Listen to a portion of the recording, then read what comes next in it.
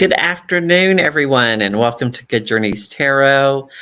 Today, I'm going to be speaking to Grace Calas about her deck, the Lightworkers deck, which I have been working with on Instagram for our daily pulls this week. And without further ado, let's welcome her. Hi, Grace. Hi, Rosemary. How are you? I'm good. How are things going with you since I saw you at STAARCON? Fantastic.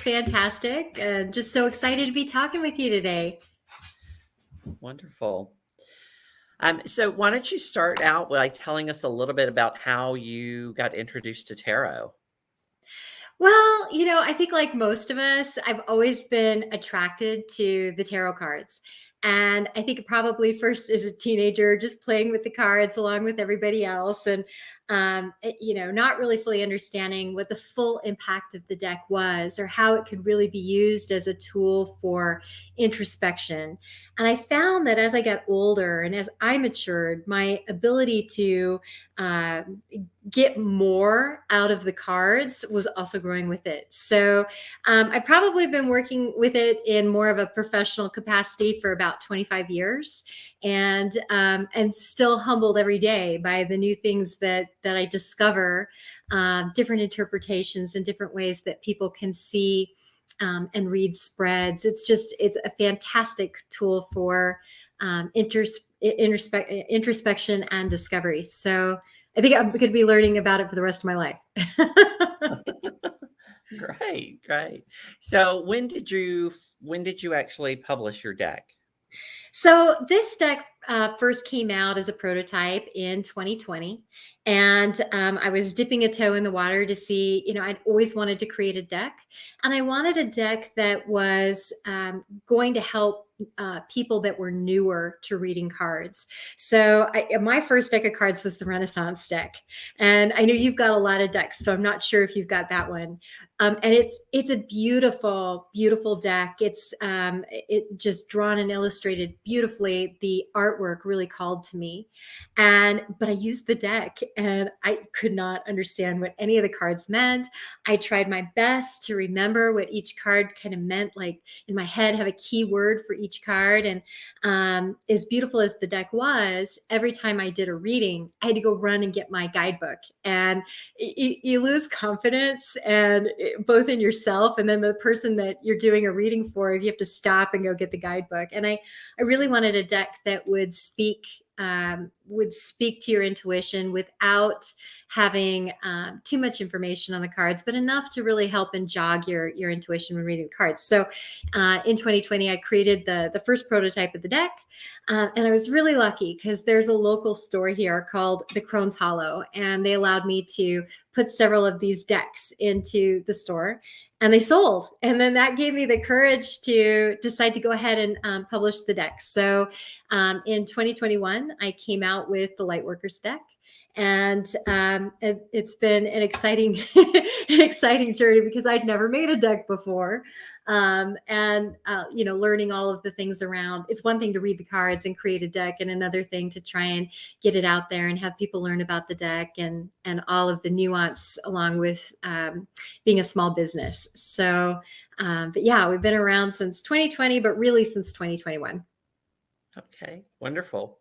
Yes, I had a similar experience when I first started studying the tarot, and that the deck I ended up grabbing was the Golden Tarot by Liz Dean, not knowing that there were things called pip decks that they didn't tell you were pip decks on the boxes, and so definitely couldn't learn anything from that. And so I went and grabbed an RWS and started working with it because it was much easier associating the imagery with the card meanings.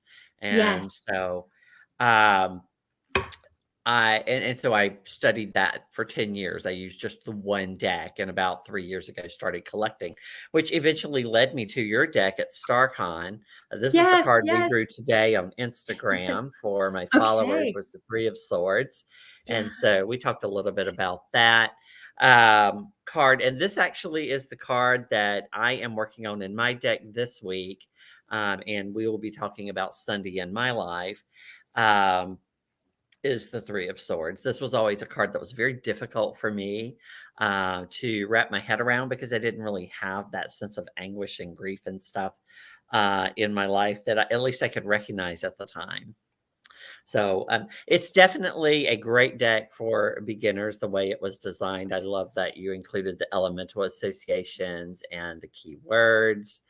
And you also included yes or no answers on them, which I thought was interesting. I've not seen that on another deck.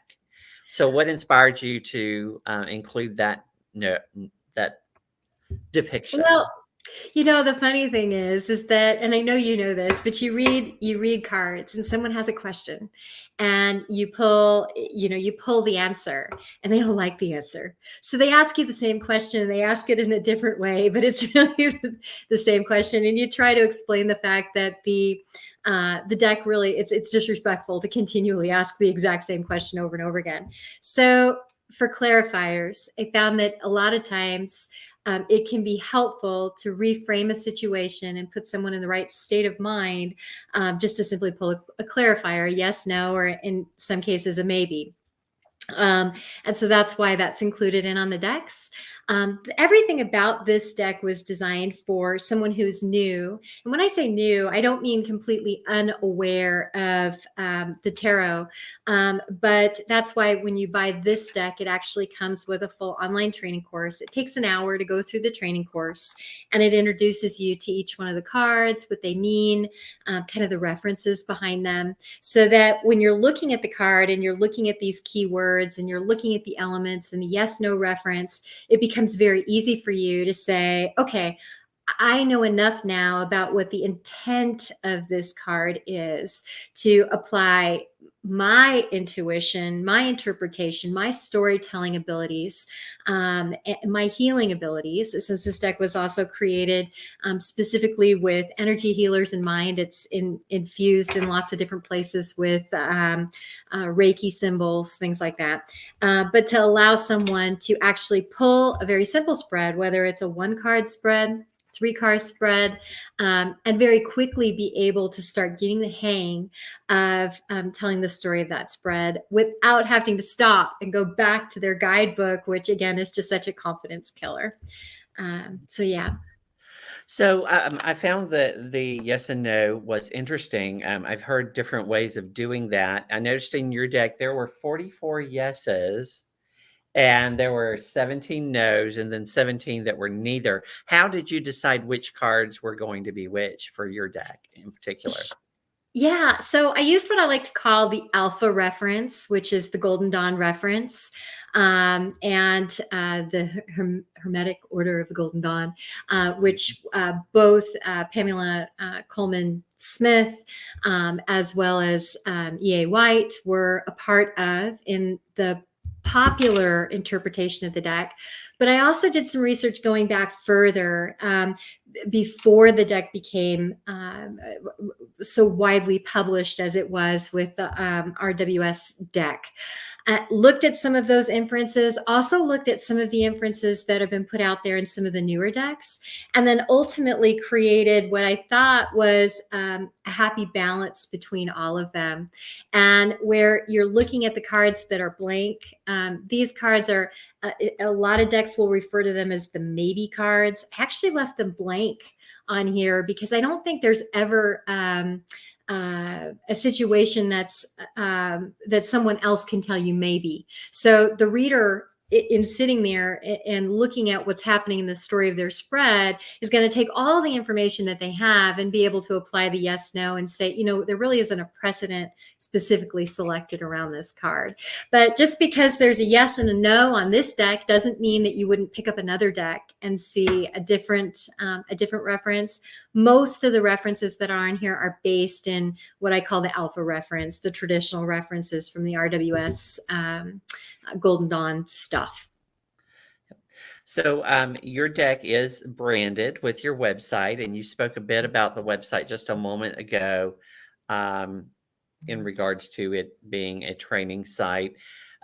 Which came first, or did it just both kind of happen at the same time? They came at the same time, because again, my goal was to create a deck that would be easy for beginners to use.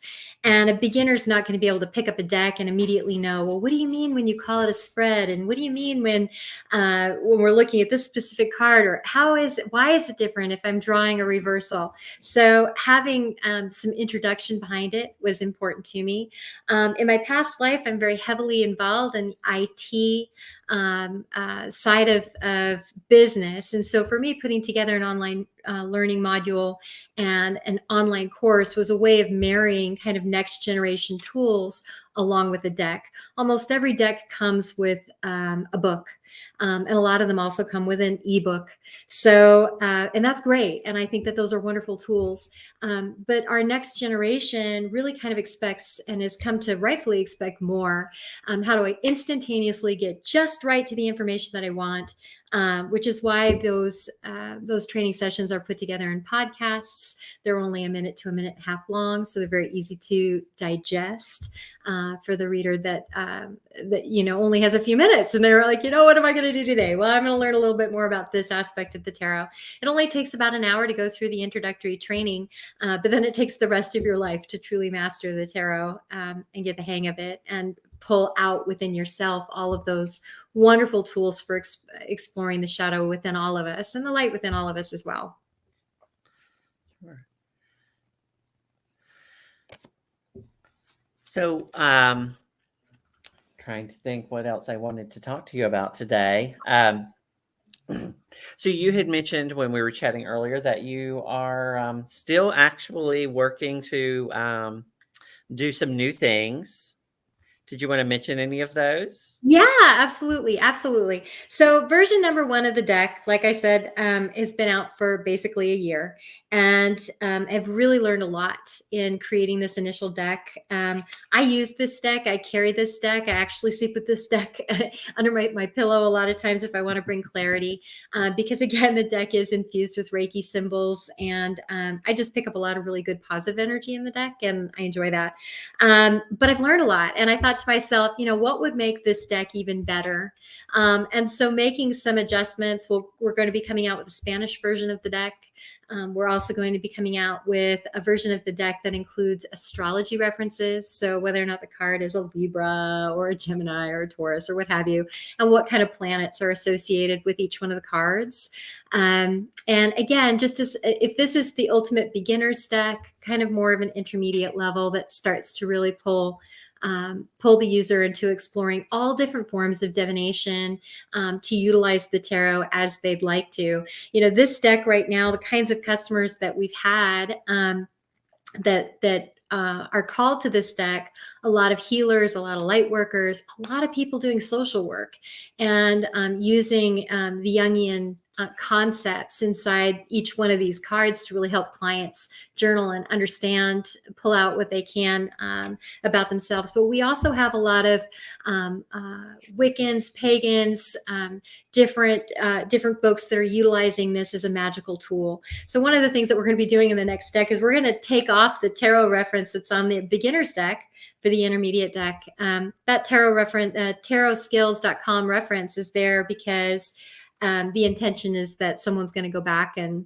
do some study, and it's just an easy reference to remember the website and how to get to it.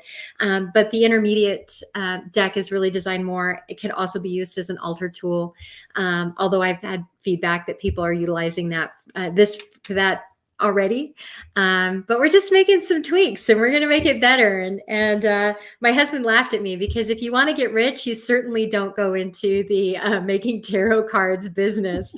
But it's a passion, and it's something that's important to me. I think our young people today are really at a disadvantage because they are social media is pumped into them from the time that they're old enough to hold a phone. They don't really learn the kinds of skills that you learn when you're forced to go play outside in nature. So how do you start to develop these concepts and fill this void that I think so many of our young people are just yearning for something? to really get to know themselves. You can't improve yourself until you know yourself. And to really find who that is, having different tools in front of you can be just so helpful. Plus, they're just kind of cool and quirky. I mean, who doesn't want to sit down and have their tarot cards read? You know, it's intoxicating to think, oh, I'm going to find out if he loves me, or, you know, that kind of thing. So I think that it's just a wonderful tool. And my intention has been and continues to be to create something that will bring love and light into the users that are using them. Not always fun, because, you know, as we go through life and we pull, like the card that you had earlier, the Three of Swords. The Three of Swords is obviously necessary in our lives, because how would we know that we had hit true and real happiness if we hadn't experienced loss in the past? So giving kids a way to really introspect has been my goal. Young people, next generation type stuff, to just share the love of the art and, you know, help people along the way. So I'm going to continue to change and update this deck, probably to my husband's dismay, for the rest of my life. Yes, I'm only a third of the way through the first edition of my deck, and I've already told everyone this is the draft, because I want it redone in a different art style by a professional artist. But speaking of the art, Janine is here with us today. Janine says they're just beautiful cards, and she has a deck. Why don't you tell us what that is in the comments so we can check it out? That includes Reiki symbols. But she's interested in how you accomplished your images. Like, what was your process that you used? Sure. So this is a mixed media deck. All of the images are licensed from their original photographers or artists, and so it comes from, as the designer, I curated the art from lots and lots of different artists and sources. So that's really where the imagery came from. The criteria for the imagery is that it had to be modern enough that a user that's younger could look at it and instantly have a recollection, a twinge to their intuition. And so the colors are all a nod to Pamela Coleman Smith. If you go and you compare this deck back with the Rider-Waite deck, you're going to see a lot of the same color schemes, which are highly symbolic in the Rider-Waite deck, Rider-Waite Smith deck. And so there's a nod to that kind of imagery within these cards.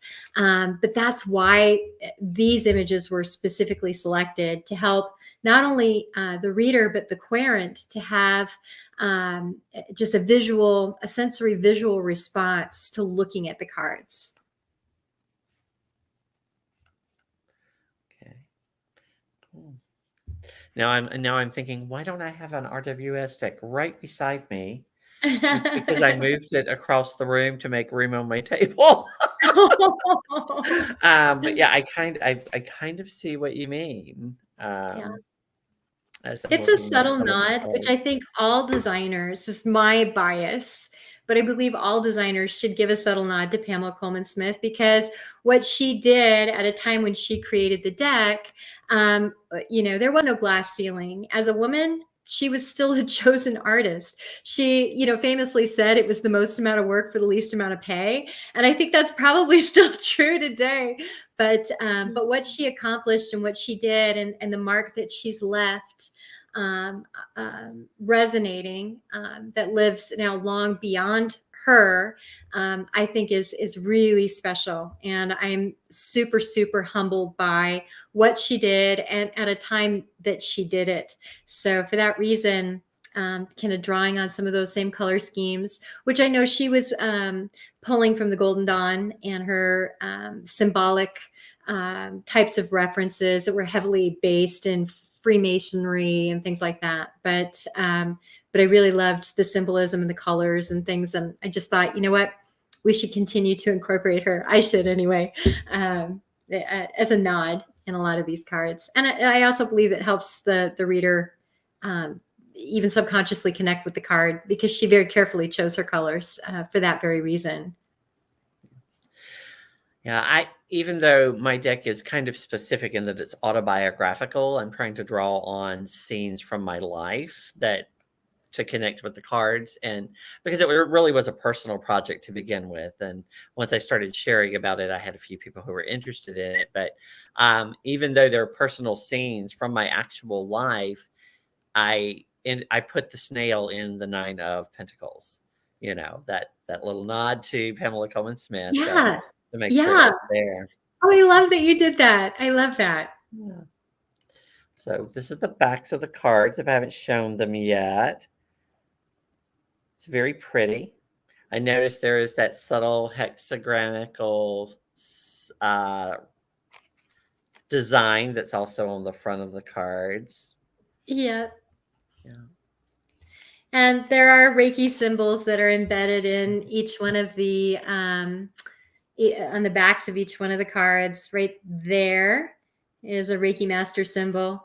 And for those, people are either natural born healers. Some of them need to be attuned. I needed to be attuned. I'm a Reiki master. And so I use the symbols a lot in different aspects of my life when I want to call up and really utilize some universal love energy. And so that's all built. Lots of little subtle references that are just, what do you call that when you bury something into artwork and then it's not a candy cane. I can't remember, Easter but egg. an Easter egg. There we Easter go. egg. There's a couple Yeah. of Easter eggs in the deck. Yeah. I never see those things in movies. They're like, oh yeah, there's these Easter eggs. And I'm like, yeah, whatever you say. I didn't see that. So you've mentioned Reiki several times. Now, Reiki is not something that I have studied, or I only maybe have a general idea what it is. Could you give us like a few minute course, like what is Reiki? Yeah. Yeah. Yeah. So, and Reiki is a really great way to incorporate multiple modalities in your readings. But Reiki is energy healing, and its bases are very deeply Indian, Tibetan, Japanese. They are based in the Sanskrit, and they were all accumulated and made popular for today's use by a gentleman, Mikao Usuri. And he was a studier of Buddha, very heavily influenced by Indian traditions and, of course, the Sanskrit. So he, on a quest for knowledge, actually went on a 21-day fast and climbed up this mountain, and revelation hit him, and enlightenment happened.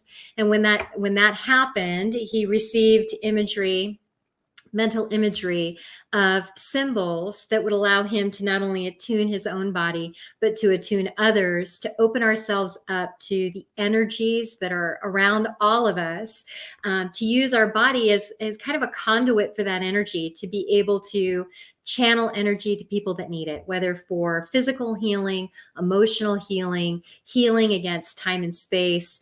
And so it's a beautiful art form. There are a lot of people that are born as what I call a natural born healer. They just have the healing touch, and it's literally a healing touch, where they're just born with this knowledge programmed into their minds. So you certainly don't have to be a Reiki practitioner in order to call yourself a healer. But Reiki is divided into 3 levels of attunement, and at the Reiki master, you're at the level where you're able to pass attunements to others. And really all it is aligning your chakras, opening everything all up so that you're able to utilize your body to properly channel and direct energy. You're not actually healing anybody. You're just a conduit for that healing to happen. And that's Reiki, and it's utilized and it's recognized by the United States government. Has done several studies on it. There's some articles about it on the Tarot Skills website, so you're welcome to go check that out. But it's well documented that there is some positive measurable improvement with Reiki healing, as there is with other kinds of like physical therapy type modalities, which is why in most states Reiki is now offered along with physical massage. And so if you are going to have a massage done, you can oftentimes, you'll look at the menu and there'll be something on there that says you want to incorporate a Reiki treatment. So it's growing in popularity. But that's a quick introduction to what Reiki is. And but it's a beautiful way to share universal love energy that's around us all the time, but to really kind of help channel it to people who need it more. Yeah. So Janine had asked about your Instagram, and she is Tarot Skills, just like her website, tarotskills.com, over on Instagram. Now, are you currently doing anything on YouTube or anywhere else? You know what? I do have a YouTube channel. I'm so new at doing social media. I have a 30-year-old, a 21-year-old, and a 18-year-old, and they laugh at me because they're like, "Oh my gosh, Mom, what are you doing here?" But I do have a YouTube. I also have an Instagram, a Facebook, and a TikTok, and it's Tarot Skills for all of them. And if you go to tarotskills.com, there are the social media links up at the top, so you can just click the little button and go in. I'm probably most active on TikTok and do live readings there as examples. A lot of times new readers, that when they're trying to garner ideas of how to tell the story, it helps to watch someone do readings. And so I just do free readings on TikTok, and different folks enjoy the free readings, but really the intention is to help others that are getting into the art to see some examples of how you could start to pull a story from a card. Cool. Yeah, Janine is surprised that you have a 30-year-old.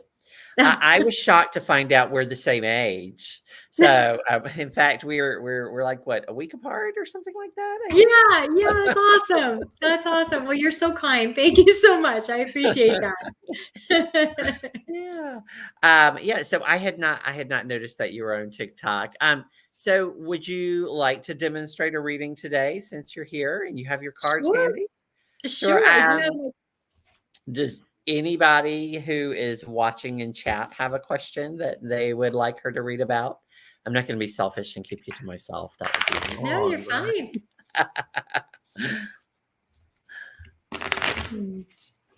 So I think it's always great. I think it's always great to see cards in action.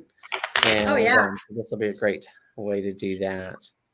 Well, then let's just do a general one-card reading, and we'll do that for the intention to say, you know what, the message that's in these cards is going to reach the person that it's intended to. If you think about all the millions of people and billions of people in the world, if you're actually watching this right now, or you're watching it at some point in the future in a recorded version, the universe has a message for you, and we're going to see if we can't help tap into that. So we're going to do a simple one-card reading.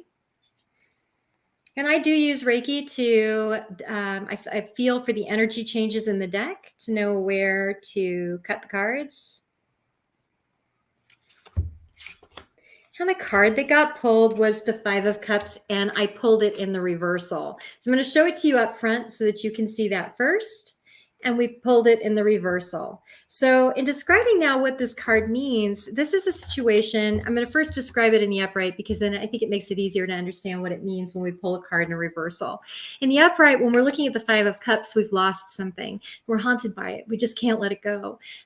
It was a love, whether that love was for a person or a job or an animal or something that so completed you, that is now gone from your life, and you just can't let it go. You keep thinking about it. Sometimes weeks go by, months go by, years go by, and you're still just haunted by this loss that hurt you so deeply.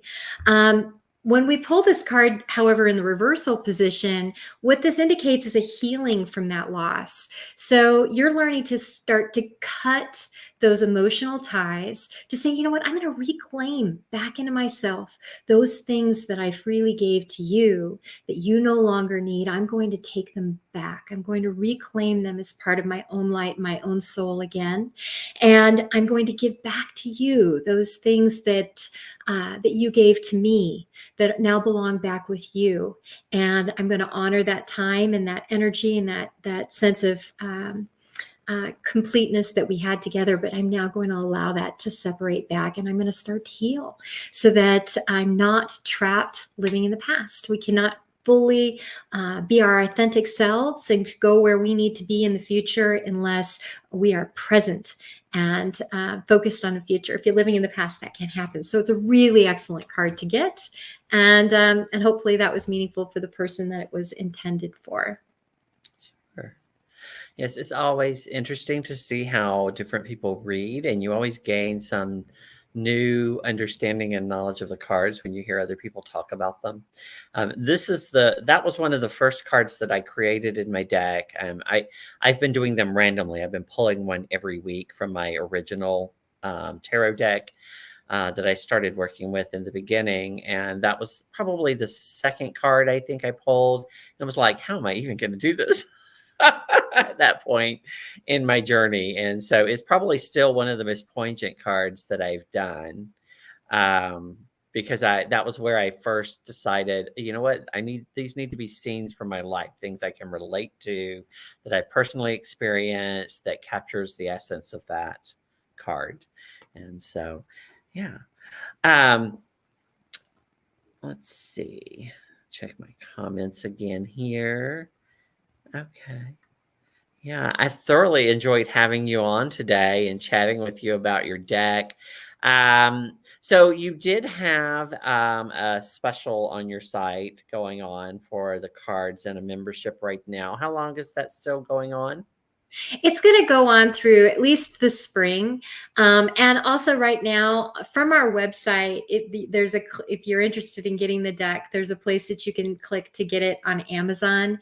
I don't sell it on Amazon. I've actually sold the decks to a vendor that's selling them on Amazon, but I noticed that the vendor's got a $5 off coupon right now. So there's always that. And they do periodically run coupons. But if you go to tarotscales.com, you're going to see a link to what the current prices are, different specials that are happening, and always click on the Amazon if you're interested, because they're running different specials as well.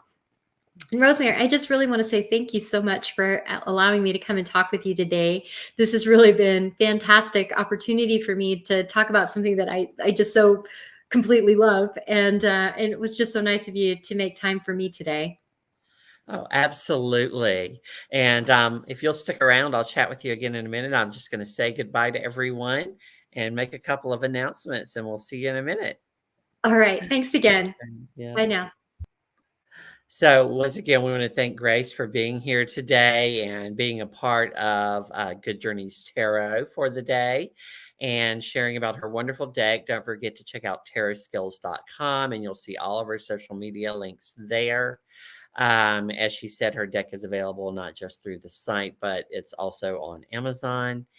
And don't forget that on Sunday at 1 p.m., we will have our regular live for 78 cards in 78 weeks, where I'm walking through my creation and study of each of the 78 cards. This week is the Three of Swords, and I will be joined by Amy from Strength Reversed, who I had hoped to meet at STAARCON, but she had to stay home and do it remotely. So looking forward to touching base with her again and seeing her in person across the internet. Until next time, everyone, good journeys.